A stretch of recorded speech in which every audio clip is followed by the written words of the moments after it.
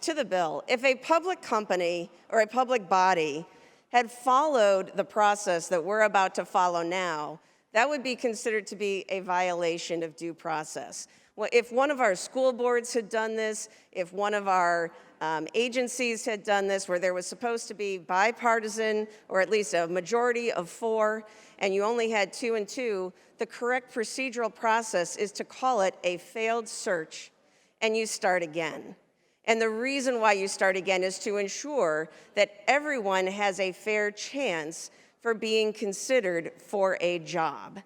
Now, one of the things that the sponsor has said is that we would be out a legislative inspector general. I just want to remind the body that there actually is a provision in law what to do when the office of the inspector general is vacant for a certain period of time. And the Legislative Ethics Commission has not appointed any acting legislative inspector general.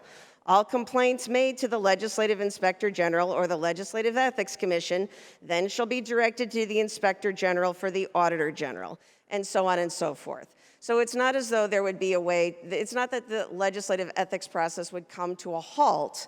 All that would happen is we would have more time to properly go through the process and things could continue to be handled. So here again, what we really have, we have procedures in place and we talk about due process precisely because when you adhere to the process, when it's drawn to be fair to both sides of the equation or both sides of the aisle, and then all of a sudden you decide, well, might makes right, and we're going to jettison the rules that were agreed upon as fair, and we're going to do new rules simply because we've got a larger number of seats in this chamber. That in and of itself is an abusive process, because what you're saying is it's okay to change the rules as long as I have the power, and that is not a fair or proper procedure. Thank you.